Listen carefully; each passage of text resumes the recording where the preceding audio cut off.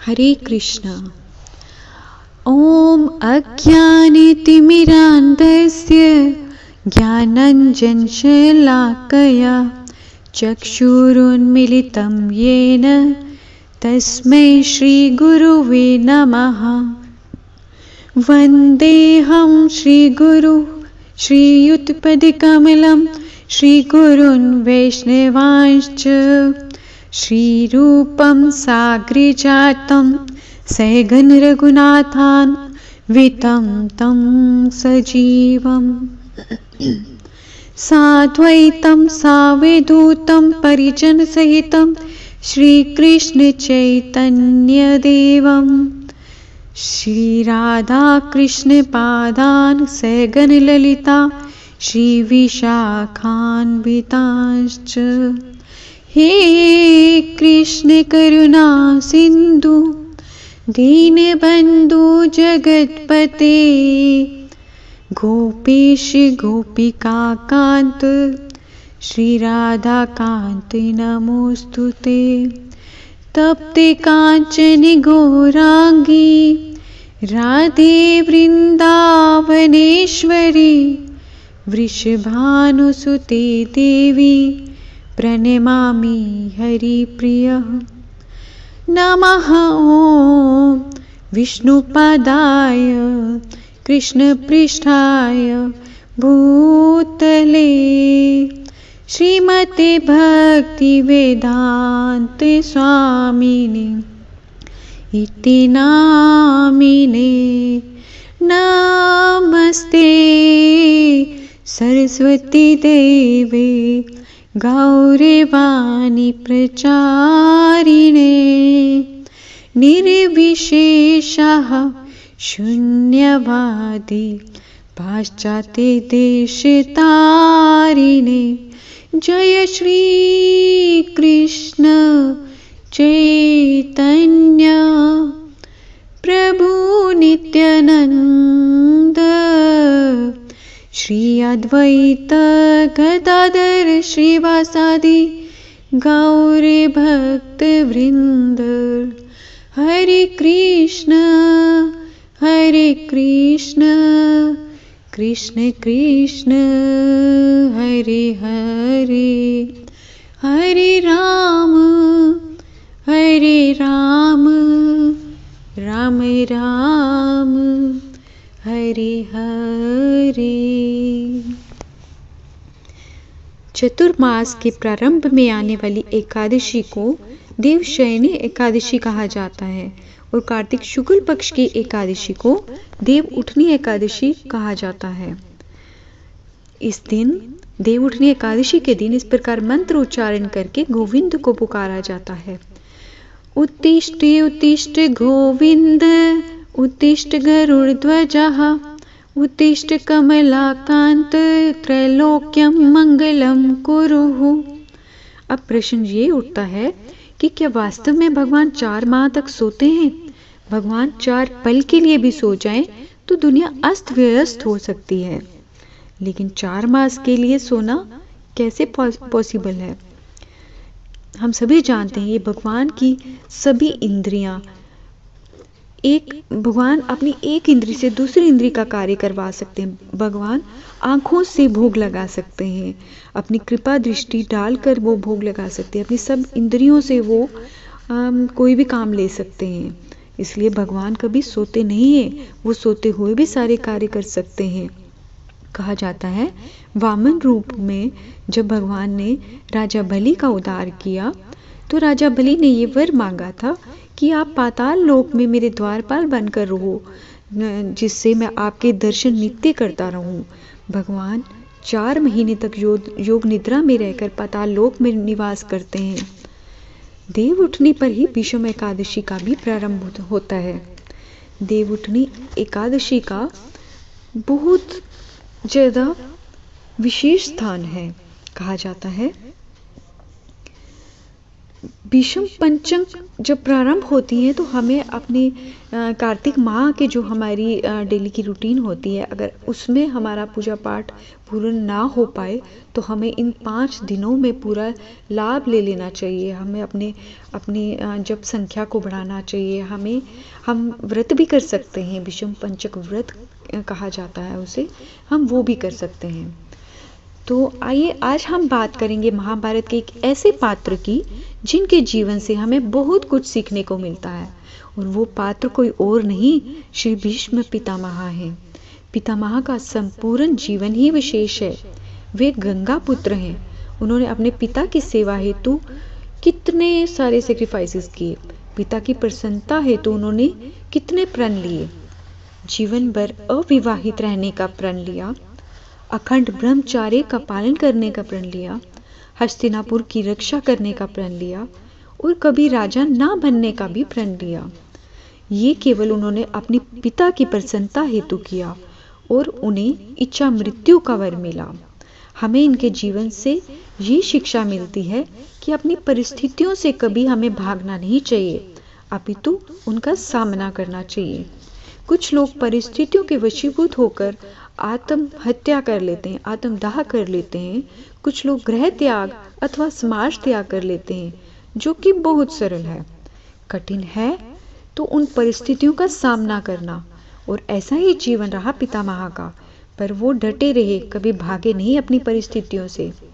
आइए इस उदाहरण के माध्यम से हम समझते हैं जिस प्रकार घड़ी के 3 सुइयां होती हैं, तीनों अपनी अलग अलग गति से चलती हैं, कभी भी वो एक समान गति से नहीं चलती। सेकंड वाली सुई तीव्र गति से चलती है, मिनट वाली सुई धीमी गति से चलती है और घंटे वाली सुई और भी अधिक धीमी गति से चलती है। परंतु ये सभी अपनी गति अनुसार चलती रहें तो हमें वास्तविक समय का पता चलता रहता है। ठीक इसी प्रकार हमारे समाज में, हमारे घर में सबकी कर्मों की गति भिन्न भिन्न है, परंतु हमें अपने कर्मों का ध्यान करके, कर्मों को ध्यान में रखकर अपने कर्मों को करते रहना चाहिए। दूसरों को देखकर यदि हम अपनी गति को धीमी करेंगे तो मंजिल तक कैसे पहुंचेंगे। पितामह सदैव अपने प्राणों को ध्यान में रखते हुए, अपने प्रण जो उन्होंने किए थे, अपने प्रणों को ध्यान में रखते हुए हस्तिनापुर की रक्षा करते रहे। एक समय ऐसा भी आया जब वो धर्म संकट में पड़ गए। एक ओर धर्म की रक्षा थी और दूसरी ओर हस्तिनापुर की सुरक्षा। उधर श्री कृष्ण भगवान जी का प्रकटे हो चुका था धर्म की स्थापना हेतु। भागवत गीता श्लोका 4.7 में हमें ये पता चलता है, भगवान कहते हैं, यदा यदा हि धर्मस्य ग्लानिर्भवति भारतः। अर्थात भगवान कहते हैं कि जब जब भी धर्म की हानि होती है, भगवान स्वयं आते हैं और धर्म की स्थापना करते हैं। भीष्म पितामह यही निर्णय लेते हैं कि युद्ध होना आवश्यक है, अन्यथा अधर्म का विनाश हो पाना संभव नहीं। वे अपनी प्रतिज्ञा के आगे श्री कृष्ण की प्रतिज्ञा को सर्वोपरि मानते हुए भीष्म पितामह इसका समर्थन करते हैं। अंत में अर्जुन सैकड़ों बाण पितामह के शरीर पर मारता है और वो गिरकर वहीं धराशायी हो जाते हैं। क्या आपने कभी सोचा, भीष्म पितामह का जीवन इतना सच्चाई और सरलता से परिपूर्ण होते हुए भी उन्हें अंत में बाणों की शैया क्यों मिली? विचारणीय है। कहा जाता है 101 जन्म पूर्व उनके द्वारा किए गए कर्म का ही ये फल था। 101 जन्म पूर्व उन्होंने एक सर्प को बाण द्वारा झाड़ियों में फेंका था। वो झाड़ियां कटीली थी, कांटों से भरी थी और सर्प के पूरे शरीर में कांटे लग गए थे। वही कर्म का फल उन्हें इस जन्म में मिला और अंत समय शरशैया पर उन्हें लेटना पड़ा। अर्थात यहाँ से ये सिद्ध होता है कि हमारे कर्म कभी भी हमारा पीछा नहीं छोड़ते। 100 जन्म तक उनके जीवन में कोई भी ऐसा कर्म ना था, लेकिन 101 जन्म पूर्व किए गए कर्म का फल उन्हें मिला। इसलिए हमें सदैव कर्मों के सिद्धांत को स्मरण रखते हुए ही अपने कर्म करने चाहिए। शरशैया पर पड़े हुए भीष्म सही समय का इंतजार करते हैं। जैसे मुझे एक भजन स्मरण आ रहा है, श्री गंगा जी का तट हो, यमुना का वंशीवट हो, मेरा सांवरा निकट हो, जब प्राण तन से निकले। इतना तो करना स्वामी, जब प्राण तन से निकले। पीतांबरी कसी हो, छवि मन में ये बसी हो, होठों पे कुछ हंसी हो, जब प्राण तन से निकले। पितामह की इच्छा थी कि अंत समय श्री कृष्ण उनके सामने हो और वो अपनी मति को उनके चरणों में लगाकर मृत्यु को प्राप्त करें। अंत समय भीष्म पितामह श्री कृष्ण जी की जो स्तुति करते हैं शरशैया पे पड़े पड़े, आज हम उसी स्तुति का गान करेंगे। आइए श्रवण करते हैं भीष्म स्तुति। श्री भीष्म उवाच। इति मतिरूपकल्पिता वितृष्णा भगवती सात्वते पुंगवे विभोम्नि, स्वसुखमुपगते क्वचिद्विहर्तुं प्रकृतिमुपेयुषि यद्भवा प्रवाहा, त्रिभुवनिकमनं तमालिवरिणं रविकरिगौरव राम्बरं ददाने, वपुरलेखकुला वृतानिनाब्जं विजय सखी रतिरस्तु मे नवद्या, युदितुरिगरिजो विधूम्रविश्वक कचुललित श्रमेवार्यलङ्कृतास्ये, मम निश्चितशिरे विधिर्भमान त्वचिविलसत्कवचेस्तु कृष्ण आत्मा, सपदि सखीवचो निशम्य मध्य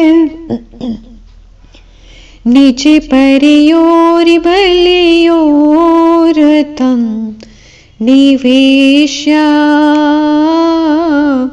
स्थितवती परसैनिका युरक्ष्णा, हृतवती पार्थे सखे रतिर्ममास्तु, व्यवहित पृथ्ना मुखं निरीक्ष्य, स्वजनवधा द्विमुखस्य दोष बुद्ध्या, कुमतिमहरिदातं विद्ययाय, चरणरतिः परमस्य तस्य मेस्तु, स्वनिगममपहाय मत्प्रतिज्ञा, मृतमधिकर तुमेव प्लुतो रथस्था,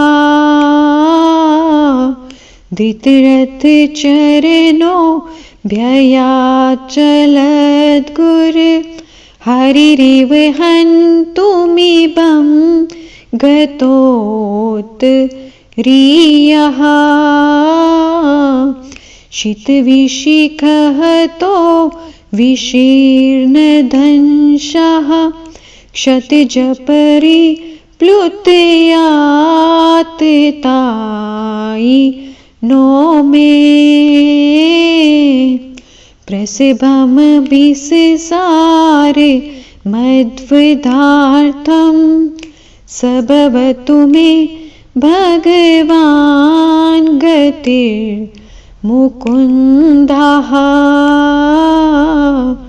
विजयरथ कुटुम्ब आतिथ्रोते धृतहैरश्मनि तच्छ्रिये क्षणीये भगवती रतिरस्तु मे मुमुरिशोर यमहि निरीक्षे हतागतः स्वरूपं ललित गति विलास वल्गुहास प्रणय निरीक्षण कल्पितो रुमाना कृतमनुकृतवत्य उन्मेदान्दा प्रकृतिमगन किल यस्य गोप वध्वा मुनिगण नृपवर्य संकुलेन्तः सदसि युधिष्ठिर राजसूय एषाम् अरिहने मुपेद ईक्षणीयो मम दृशिगोचर एषया विरात्मा तमिममेहं जम शरीरे भाजां हृदि दिष्टितमात्मकल्पितानां प्रतिदृशमिव नैकदार्कमेकं समधिगतो स्मि विदूतभेद मोहा समधिगतो स्मि विदूतभेद मोहा समधिगतो स्मि विदूतभेद मोहा। इस प्रकार भीष्म पितामह शरशय्या पर पड़े श्री कृष्ण जी के समक्ष इस स्तुति का गान करते हुए अपने जीवन को, अपनी मति को श्री कृष्ण जी को समर्पित करते हुए श्री कृष्ण जी में ही लीन हो जाते हैं, अपने भौतिक शरीर का त्याग करते हैं। श्री कृष्ण जी उनके समक्ष खड़े होते हैं, वो उनको अपनी दृष्टि में भर लेते हैं और सभी विचारों से शून्य होकर श्री कृष्ण जी में ही समाहित हो जाते हैं। हमें भी नित्य प्रति इस भीष्म स्तुति का गान अवश्य करना चाहिए। भीष्म पंचक के 5 दिन तो अवश्य ही इसका गान करना चाहिए। यदि ऐसा ना हो पाए तो हमें इसे श्रवण तो अवश्य ही करना चाहिए। इस प्रकार भीष्म पितामह द्वारा उच्चारण किए गए ये 11 श्लोक हमें प्राप्त होते हैं, जिसका हम लाभ ले सकते हैं। हरे कृष्ण।